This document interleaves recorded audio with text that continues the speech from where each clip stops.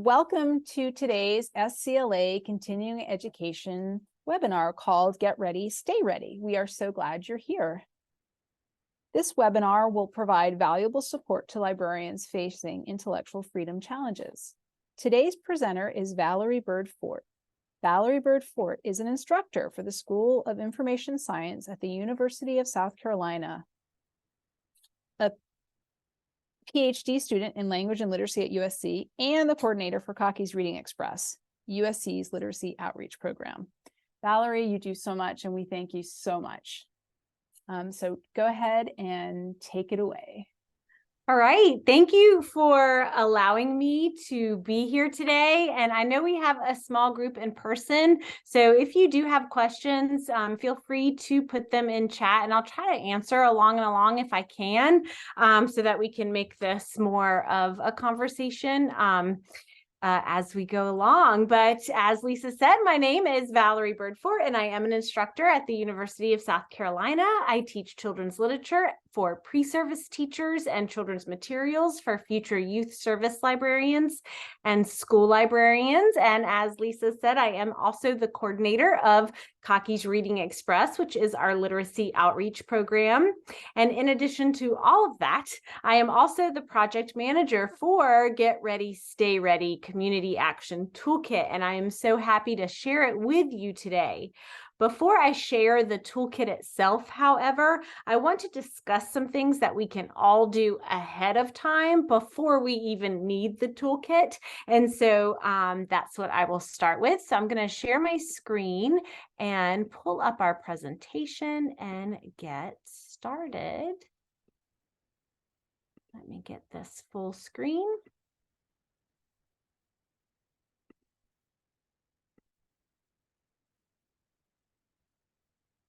All right, so get ready, stay ready. And before I dive in, I do want to share that this information has been developed by a team of folks. So when we go to the Get Ready, Stay Ready toolkit, you'll see that there is a team of people who are updating the website, adding information to it, and kind of making sure all of the information is current and relevant. And so you can see members of the team here.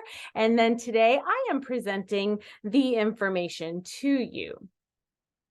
A lot of the information that I share here is something that can be done if you are in a school library or a public library. So I want you to keep that in mind because too, with everything going on, it is going on in school libraries and public libraries. And so I think it's really important that we all work together as a team to have one solid message that we share out together, because we are not in this alone. It's not just something that school librarians are going through, and it's certainly not something that only public librarians are going through, right? We're all doing it together. So what I am going to talk about today is going to apply to both of those library communities. So like I said, first, before we even dive into the toolkit, let's talk about ways that we can be proactive, things that we can start doing if we're not already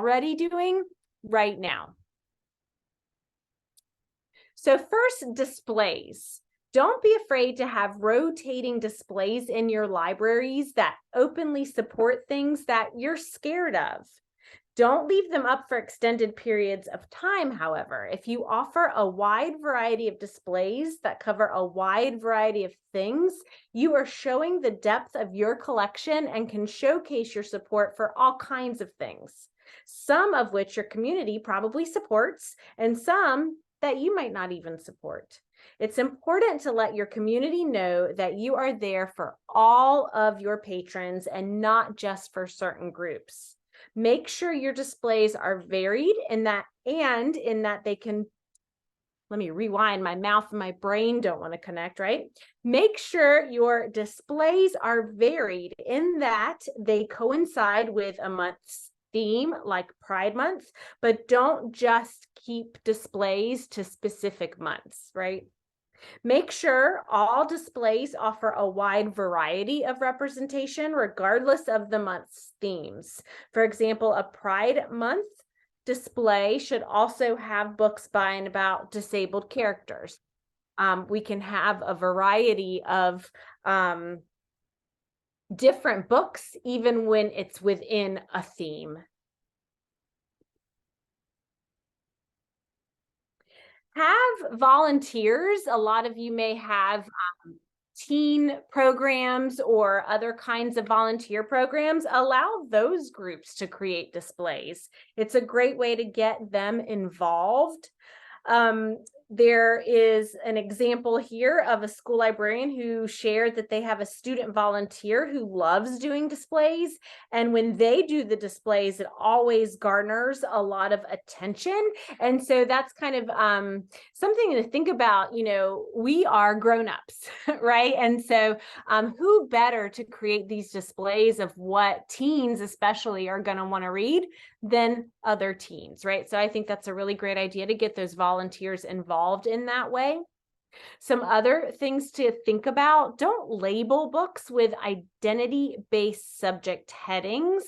Aside from being bad practice, this makes it too easy for parents or community members to find the kinds of books they are looking for to challenge or ban in particular.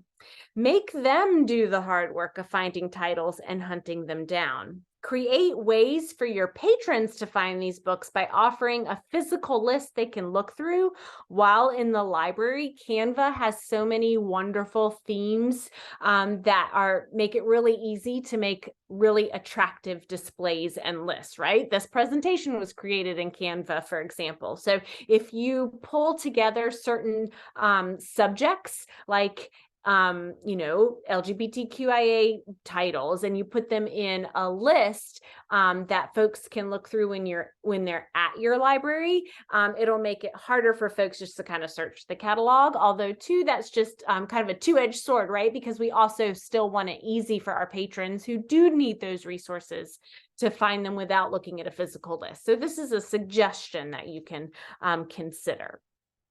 You can also build a digital collection or a reading list. And sometimes you can make these limited to folks maybe who just have a library card. It really kind of depends on your circulation system if you're able to do that.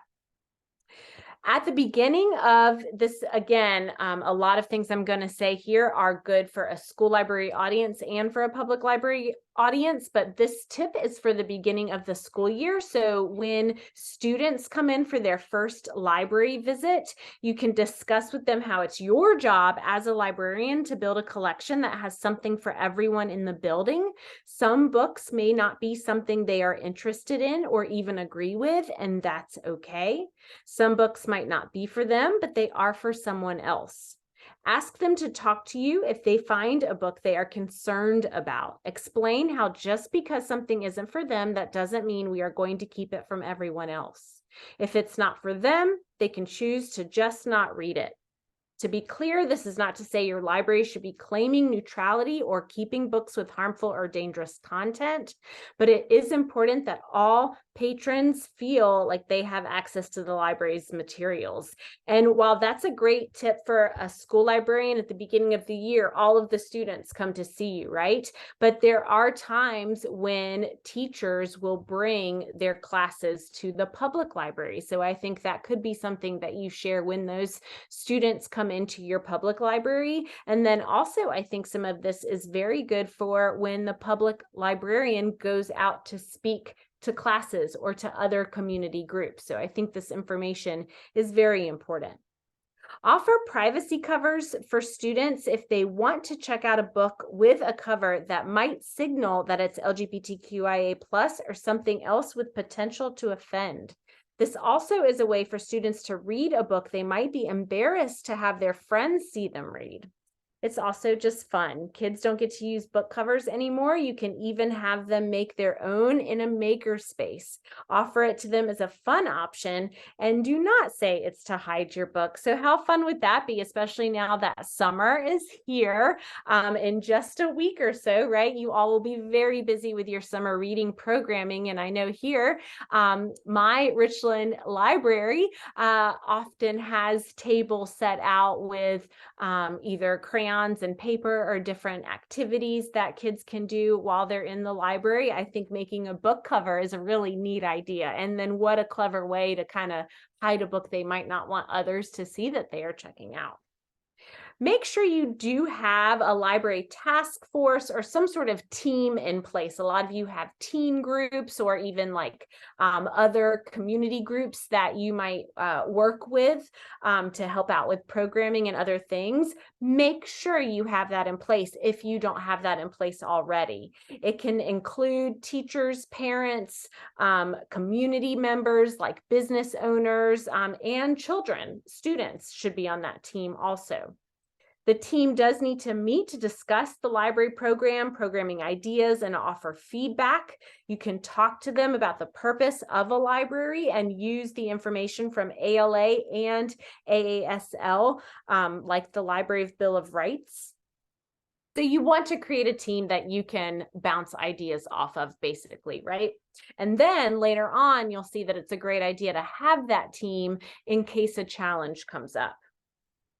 Make public on your website how you choose books and determine their appropriateness for your patrons and other relevant information like the Library Bill of Rights. If you're comfortable, make public a way concerns can be brought to you, like a Google form, or point them to the policy for challenges. This will let people know you are open to looking again at a text or having a conversations with students and guardians of students in that school only, or of your library system. Make your library available during open house. So you could go into schools. I think that would be a great idea for public librarians to do, to go into schools during the open house time at the beginning of the school year and share this information with parents at that time.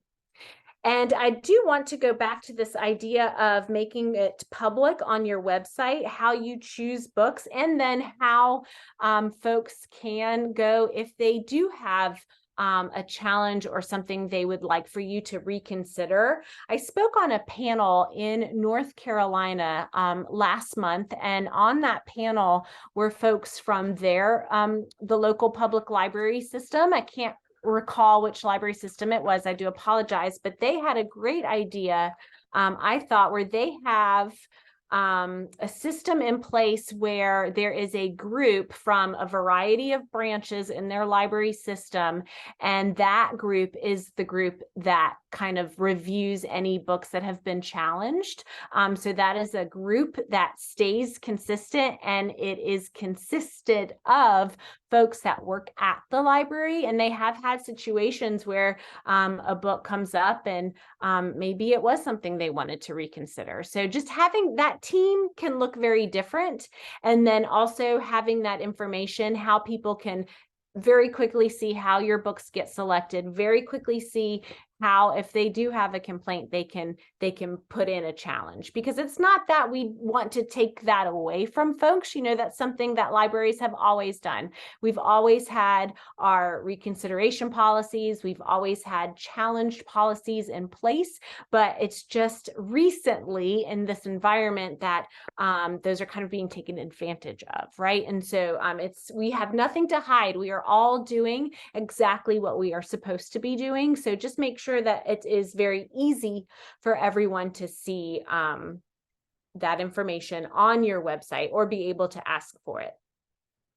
So now all of that is what to do in advance, right? Things to do to get ready. And I was mentioning to Lisa earlier that part of the Get Ready, Stay Ready Community Action Toolkit is education, right? We have webinars that we host and webinars that we kind of curate, and they are all on our website. And one that we've been doing this month in May, every Monday, is crisis communication. So Hennis Crisis Communication is a firm in Cleveland. Tom Flatting has been sharing information each week and what to do when you get a challenge. And one thing that he said each time that's really been sticking with me, and I think goes to what I've been talking about so far, is this idea of taking advantage of peacetime.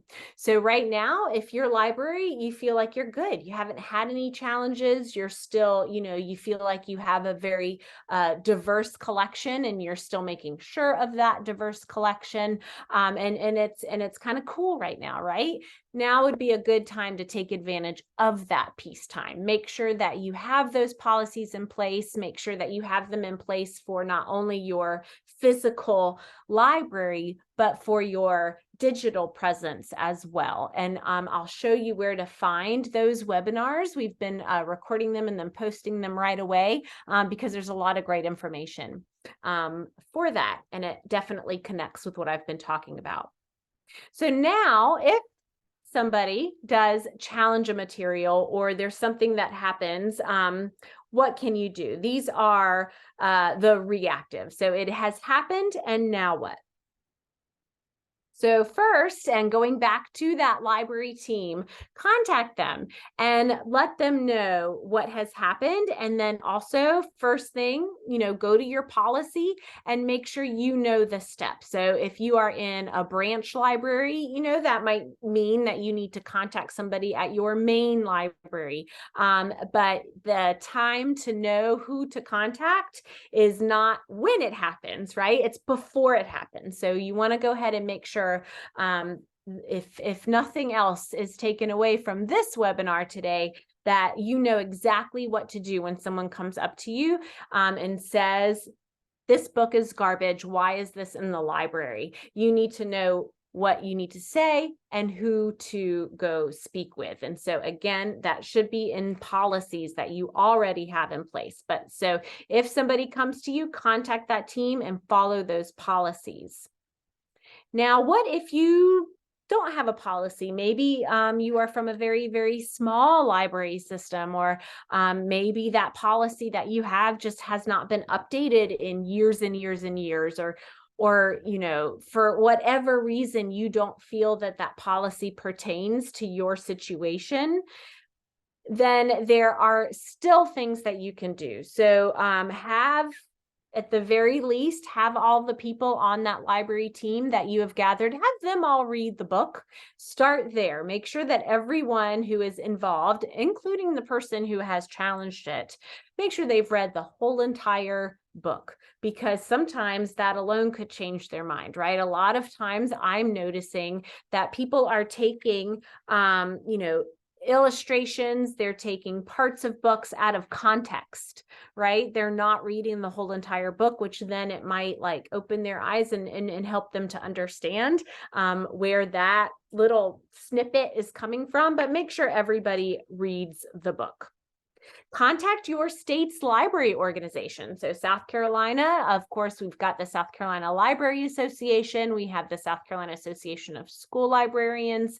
And, if you have a very active state organization like we do for public librarians and school librarians, then awesome. Contact them if you need to for support. If you don't have a very active state association, or again, you just don't feel like they can be helpful to you, go to the American Library Association. That Office of Intellectual Freedom is there to help you.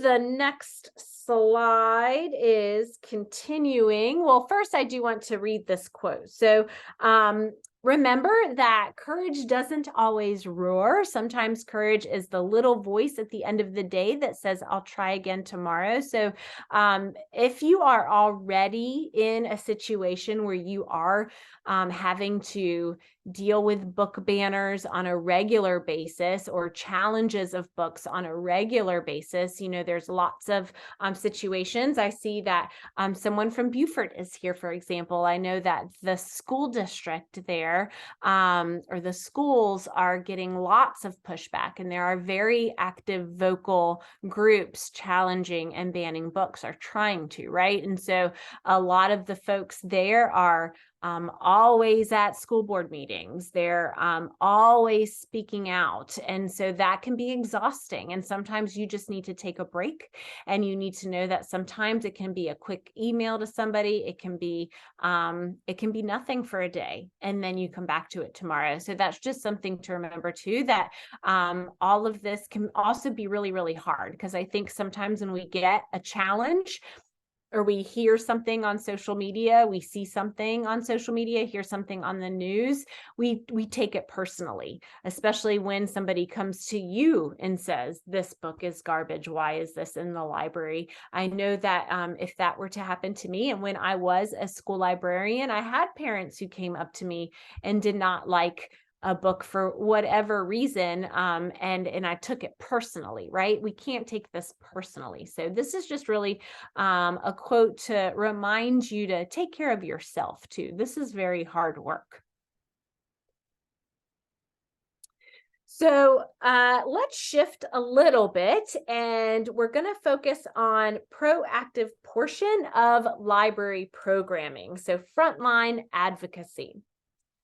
With funding from Penguin Random House Publishing and EBSCO, we have developed the Get Ready, Stay Ready Community Action Toolkit. But before we go through it, I want to review how these resources can be used when developing your frontline advocacy team.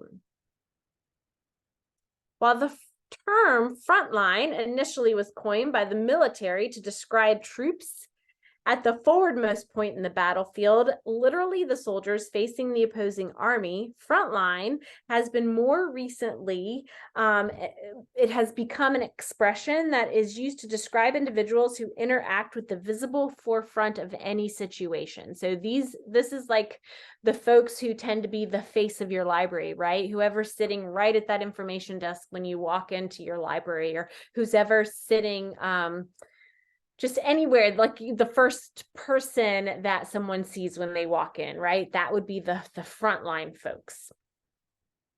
So we interact with frontline people every day, and more examples that you could think of that are outside of a library setting: the sales clerk at your favorite retail store, the restaurant server who knows what your usual order is, the cashier you see at the grocery store. All of these people interact on a personal level with you. You see them often. So again, in kind of a public library setting, right, to me, since I have an 8-year-old and then I am mostly familiar with children's programming, right? It's those kids who come to story time and those parents who come to story time consistently. They really get to know those children's librarians in that children's area, right? Because those are the folks that are there every week when they come to story time, and they really kind of get to know those families, right? So those folks can be advocates for school librarians, for public librarians, for the books being purchased, for the books that are on display. So just some tips for these advocates. They should have an elevator speech, right? We all, as librarians, need an elevator speech because how often do we still hear, oh, libraries aren't needed, or they're not going to be around for very long? So we all need that elevator speech of just why libraries are important. And it can be short, specific, memorable. We know that we have to have it, and rehearse it because you never know when you'll have an opportunity to use it. You want to build an army of advocates, form an advocacy team. Oops, let me go back. So your advocacy team can be the library board. Of course, in some situations, we have seen how public library boards aren't necessarily thinking, they're not on the same frequency, right? Some of the folks on those boards. But if you do have others who are, make sure that they are very vocal advocates, because you really want them explaining why the library is important and why having these diverse titles are important too. Again, you just want a strong, clear message that communicates the goal. So now, with all of that said, I'm going to jump into the actual toolkit, but I am going to stop sharing and then I'll reshare. I want to stop sharing for a moment to see if any questions have come up with all of that information so far. I don't see anything in the chat. All right, so now let me jump into the toolkit. Maybe some of you have already taken a look at it, and that is amazing if you have already looked at it. But if not, I just want to spend some time kind of showing it to you and showing you this information. So this is a Community Action Toolkit, and there is a lot of information in here for librarians, but there's also a lot of great information in here for the community in general. So those parents that take their kids to story time, that might be a really great group to get on your side. They're already on your side, right? Because they use the library often. But if they are not already being vocal about how the library is important to them, and especially those parents, as you get to know them, those patrons and caregivers who are part of these marginalized groups that the books are mostly getting challenged.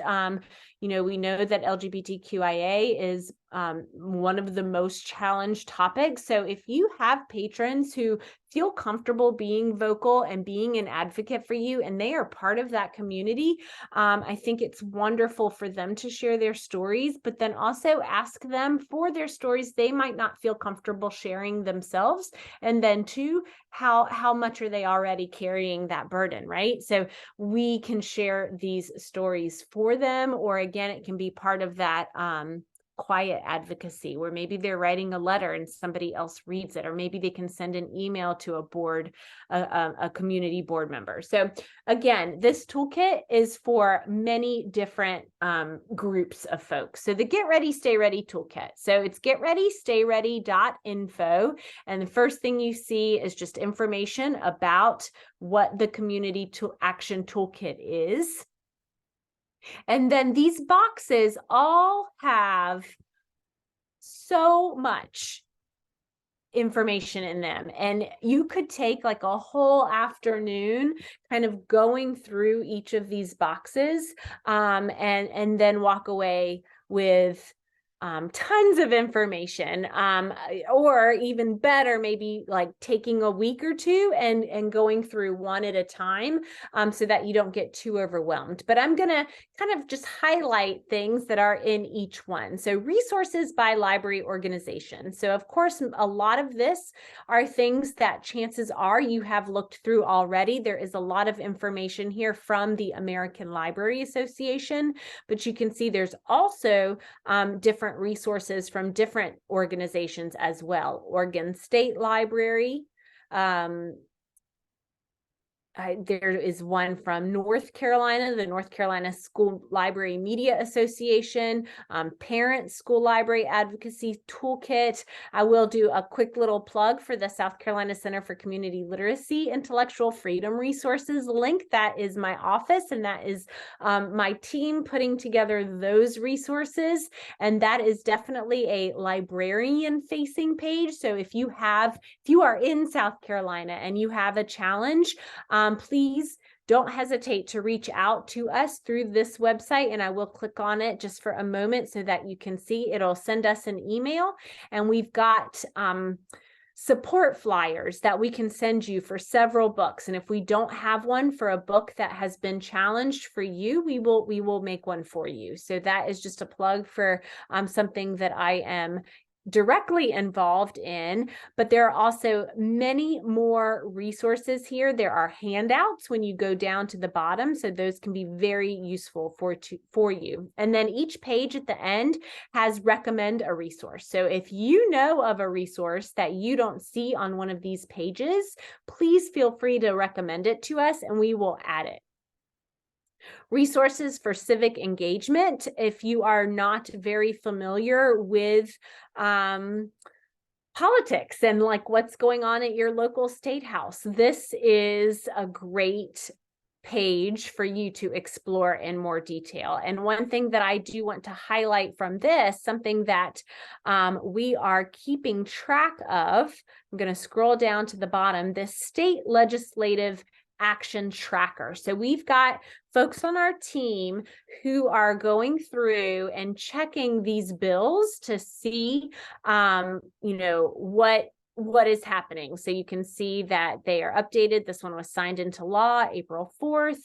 And so all of these have something to do with censorship, libraries, education. Here in South Carolina, we have the Transparency in Education Act, and that one is on here. So I think that this tracker is very interesting and very important for you to look at. And then two, it's good for no matter where you are coming to this webinar from, you can see if your state is on there and what the legislation is in your state.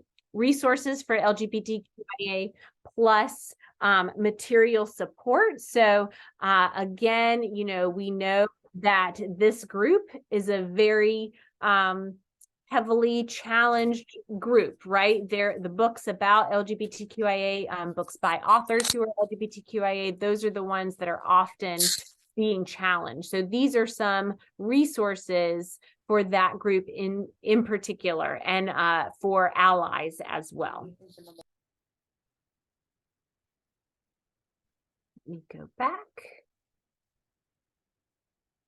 Trainings and short courses. So we have our crisis communications webinar series, and there is one more left, and you can still register for that. So there is a link to register, and I'll show you where the recordings for that are housed in just a moment. But this is a variety of free training. So if you want to really learn more, you can come here to see lots of different ways to learn and to learn more. And then we have our own short courses as well. So we have library language for caregivers. We have why diverse books and curriculum matter, and we are building on this. So our Get Ready, Stay Ready toolkit is about a year or so old now at this point. So we are still recording and creating information and content for it. Free webinars. So this is where we have been putting our webinars as they are recorded. And so this webinar, if we may, we will include a link to it here as well, but you can see that the crisis communication series is here. And like I said, this is the gentleman who just what has been sticking with me for sure is taking advantage of peacetime. So he's got more information that he has shared with us here. And like I said, there is one more session coming up. And then you'll see here that this is where we put other webinars. Some of these are ones that we have hosted. Others are from our partners in all of this. So this is another great resource to just look through. So like I said, if you want to do it one a day and kind of dive deep into this toolkit, I think that would be a good way to do it so that you don't get overwhelmed. Stuff you should read. So these are some good stories and things that then you can share. So another thing that Tom Flatting shared with us just this week is that when folks get a link from a friend or a family member that is a news article, they are more likely to read it than if they just were like seeing it on their own. So these are some good things that you can share with others to kind of make new advocates for our libraries.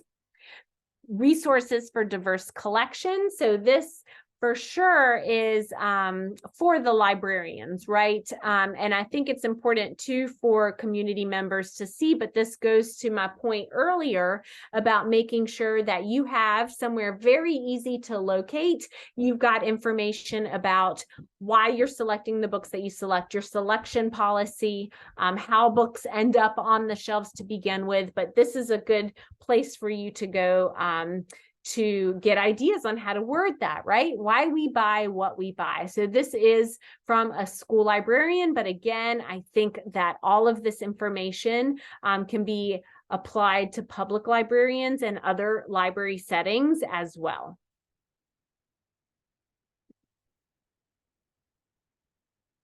Letters and templates. So I think this one is a very important space to look at. So sometimes we don't know what to say. You know, I know before this current kind of landscape and environment, I had spoken to school boards before, and I had gone up and talked in front of a lot of different kinds of groups, but now it feels like I'm doing it more and more, and it's also not something that a lot of my colleagues enjoy doing or want to do, right? There's that element of like, for especially just, I keep going back to those children's librarians because that's who I kind of identify the most with.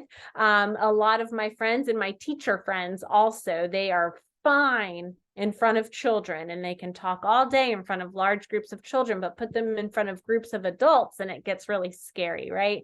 So this section are sample letters and instructions. So basically scripts that you can use if you need to get up in front of somebody. And then when you do get in front of it, when again, my brain and my mouth don't want to communicate, when you do get in front of someone and they have allowed you to speak with them, make sure you have a thank you note for them. And there's ideas for those thank you notes here as well.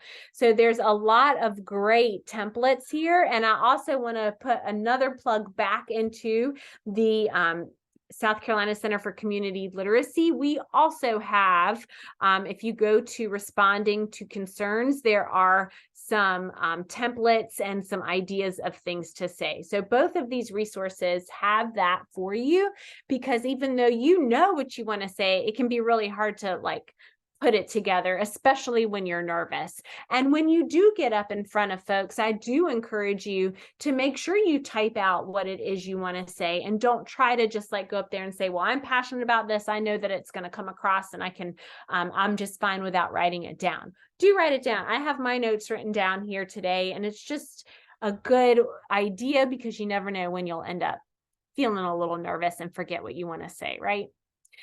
Media for sharing and advocacy, more of those, you know, there's clip art quotes, just more of those things to share with your friends, right? Here's testimonials of reasons why we need the things that we need in our libraries, how to support your public library, 7 action steps to take. So lots of great information here for you to just, you know, use as needed. And then social media accounts. So these are some really great recommended accounts that are constantly sharing news, sharing information about what's going on with book banning and with censorship.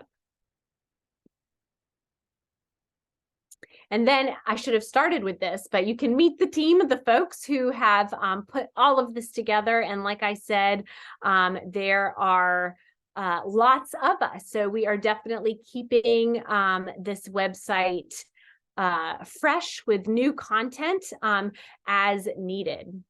I'm going to stop sharing again to see if there are questions about the Community Action Toolkit. I just have a couple of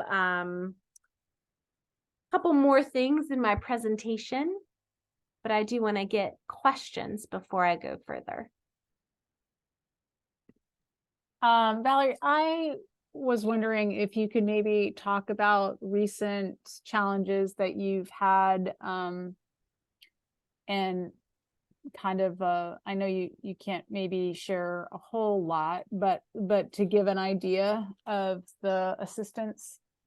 Sure. So at the South Carolina Center for Community Literacy, I'll start with that one. We'll get an email, and then we will contact the person who sent the email. One particular example is a high school librarian who emailed us with a book. It was The Hate U Give.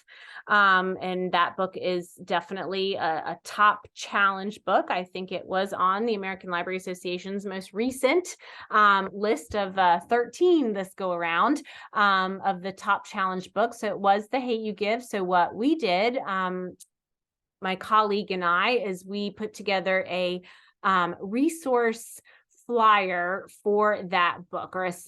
So what it is, and I wish I had could pull up one really quickly for you all. I might be able to do that in just a minute, just so that you can see what it looks like, because it's a flyer, and we create it in Canva. And so it has links to book reviews. It has links to what people are saying. We have one for genderqueer, for example, and there are quotes from the author of genderqueer, because those are very powerful. So that is what we do. We pull together book reviews, we pull together resources, and we put them on one flyer. So then that librarian, so the school librarian who reached out to us, we sent her the flyer, and she was able to share that with administrators at the school level, and then also at the district level. And so we will create those flyers. We've kind of been working on them along because it's pretty the books that are often challenged and banned, they're common themes. So like I've said before, it's LGBTQIA, it's anti-racism, it's Black Lives Matter. Books that are about these topics are the ones that are most commonly banned. So we go right away and create those support flyers for those. Another example is Black is a Rainbow Color, which, if you are in South Carolina, that was on our South Carolina Picture Book Award list. So that is another one that a local librarian reached out to us for support. And then yet another, this one is on our upcoming book award list, and I have not heard of any challenges yet, but just because of the nature of our environment, Bathe the Cat, if you have not read it, it is a very wonderful read aloud, just about a family trying to give their cat a bath and do some other family chores, but the family is two dads. So that is on our Picture Book Award list for this upcoming year, and we've already got a support flyer in the works for that one. But I think for all of us, it's commonplace now to get these book challenges, right? So I think that other folks that are here have probably had the same situations. And I'm sorry to keep going back to my Beaufort person, but for their school system, the reason why those students and those caregivers and teachers have had to go to so many board meetings, those of you who are local, you may remember that the Beaufort County School District, they had a list of 97 titles, I believe, that were challenged, and the folks who challenged them went through the policy. So, that's something to think about too when we're advocating for our collections and for our patrons, and just talking about book banning and our policies. It takes a lot of time to go through the policy. That challenge of those 97 titles, I think, was like at the very beginning of the school year, maybe even at the end of last school year. I can't remember now exactly, but they're still going through the process of, because they're going through the policy where they put together a committee, they read the book, they discuss the book, and then they decide whether or not it needs to stay on the shelves. And so I don't know if that answers your question, Lisa, but that is something that is going on all over the place, like consistently, right? And so that is why it's so important to have these resources to know about them and explore them and get familiar with them ahead of time, again, making use of that peacetime so that you know what to do when a challenge happens, but then also know that there is a lot of support out there for all of you. So whether or not you're in South Carolina, the national organizations, your state associations, we all need to really work together for this. And that's the best way that we can kind of reach out or push back to the challengers, right? Right. And you would also provide support for people outside of South Carolina. Yes, especially for the Community Action Toolkit. Please, reach out to us and we are happy to help. And happy to help in terms of doing sessions like this. So again, there's a whole team with that toolkit, and we've been presenting at different library associations, school library association conferences, public library association conferences, doing Zooms like this. So we are happy to do presentations to help. Do you ever show up in support at a school board meeting? Yes, in fact, I do, and I have, and I've reached out to school librarians in my community and told them that I will be happy to attend any board meeting that they need me to be at, as long as I can. I am happy to be there. I spoke again in Beaufort. I spoke at one of their school board meetings. Sometimes that can be a little tricky because every school board in particular is going to have their own kind of like policies on who can speak during public time, but check that first before you try to go anywhere. And I think that's another way that like school librarians and public librarians can help each other out in this, because there is that matter that, some educators, some school librarians don't want to speak at their school board meetings for fear that they could lose their jobs, right? Or it could have some sort of effect on their job. And same goes, I'm sure, for public librarians. So that's a way that you could work together, have a school librarian speak at the public library board meeting, and vice versa. Also, being familiar with what's going on with state legislation. I was not able to speak at one of the hearings, but I was there in support, and it was because I just did not get my name on the list in time. So I think getting comfortable with speaking out is also very important, because I was telling Lisa before this started that these groups that are challenging books, that are getting things, why this is such a conversation right now, when this is something that we've always had in place, and we've always talked about intellectual freedom in libraries, but it's a very small vocal group that does not want these books in our libraries. And we need to be louder than they are. There are more of us. It's just that they are organized and they are speaking out. And so we need to use each other to be supportive of speaking out, so that our voices can be heard as well. Because as librarians, we know what we're purchasing. We're not purchasing things that are not getting good book reviews. We are not purchasing things that are indoctrinating children. We are purchasing things that our communities want and that our communities need. We are purchasing items that are reflective of our communities. And so we just need to make sure that we are sharing that message. So I am going to share my screen one more time and go back here. So wrapping up some things to consider.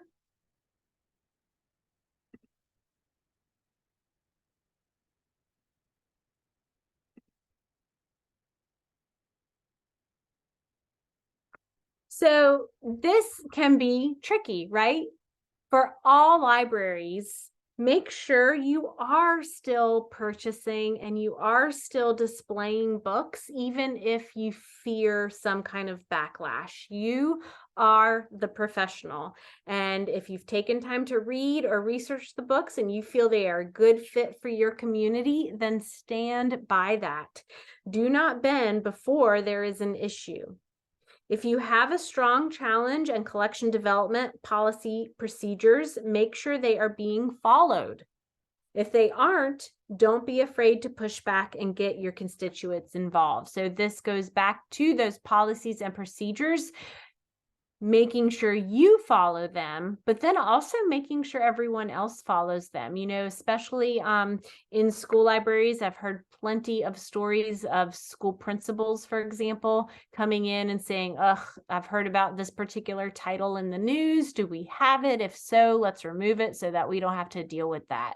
You know, that's censorship and that's self-censorship, and we don't want to do that. Again, you are the professional. You've selected these books for a reason. You know why you want them on your shelves. So don't be fearful of that. Make sure that you are not selecting titles because of just being nervous about the pushback, right? You've got your policies. You're going to know what to do. So continue to have those books that all of your patrons need. Everyone needs to be able to see themselves in the books that are on your shelves, right? So keep that in mind. Keep those families and children in mind when you do start to kind of question yourself over a purchase or a display or a program. And then here I just have some news articles. I am happy to share this presentation later. So I will share it, and so that you can see these news articles if you want, but this is an example of a title. If you're a drag queen and you know it, this is a book that a library board reviewed a challenge, and it was purchased and abides by library policy, and it did. This is another link, how to thwart an anti-equity agenda, advice for teachers, administrators, and families. And this again makes me think of the crisis communication series that we have going on right now, ignoring the challenges, ignoring the censors, ignoring the trolls on social media. That's not going to make it go away, right? So again, that really goes back to those policies and making sure that you know what to say and do when you do get those challenges. Book Looks is a website that Moms for Liberty, who is definitely a very vocal group that is pushing for many of these challenges. They have a website that is being framed as an objective book, selection source, but it is not at all. So if anyone says like, well, I learned about this book on Book Looks, where are you getting your selections from? You've got those reliable sources that you're getting your book reviews from, right? Book Looks is not a reliable source. It's basically just if you have not gone to it yet, they take a book and they basically just do kind of a word count. So they'll, if you go to it, you can see how many times a bad word is mentioned, or you can see how many times, who are the love interests? Is it 2 men, 2 women? So it gives you, it has nothing about like what the book is about or like any sort of solid book review. It's just kind of word counts. So definitely not a reliable source for information. Banned in the USA, state laws supercharge book suppression in schools. So this is from PEN America, and they've been putting out lots of great information about this. So I really highly encourage you to look at the information that they've been putting out, because it's very valuable, and it'll be great information for definitely helping you with that elevator speech to create later. And then thank you for listening. I'm going to stop sharing one final time to get any final questions that you might have. I will put my email address in the chat in just a moment. And please know that you are free to reach out to me at any time if you have any questions, or after you've explored the toolkit a bit and you've got further questions. I'm happy to answer those. I'm going to put my email in the chat, and then if you have questions, I'm here.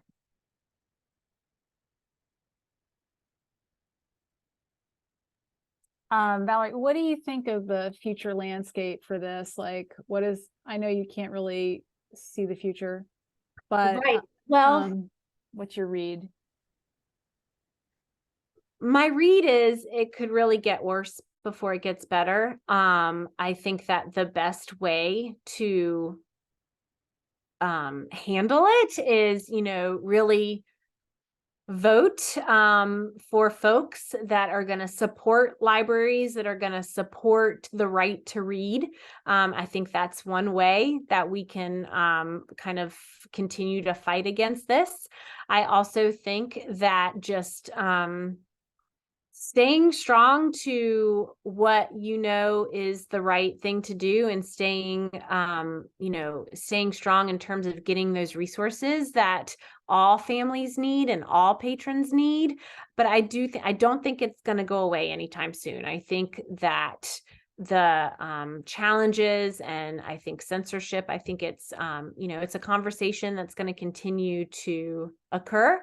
And I think that we just need to be prepared for it, not scared of it, but prepared for it. I just want to thank you for sharing your expertise. You've been at this a long time, and we really do appreciate you very much. So thank you and your team.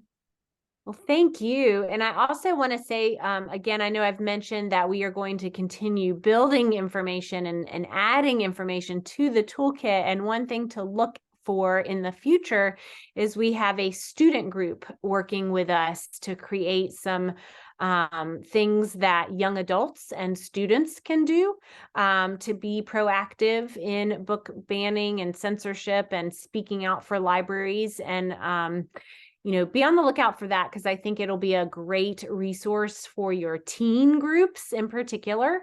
So I just wanted to plant that seed and let you know that's coming up.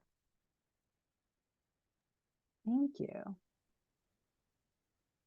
We have just a few more minutes, and I just wanted to say thank you to everyone who's participating as well. And that if you do have a question, please feel free to ask.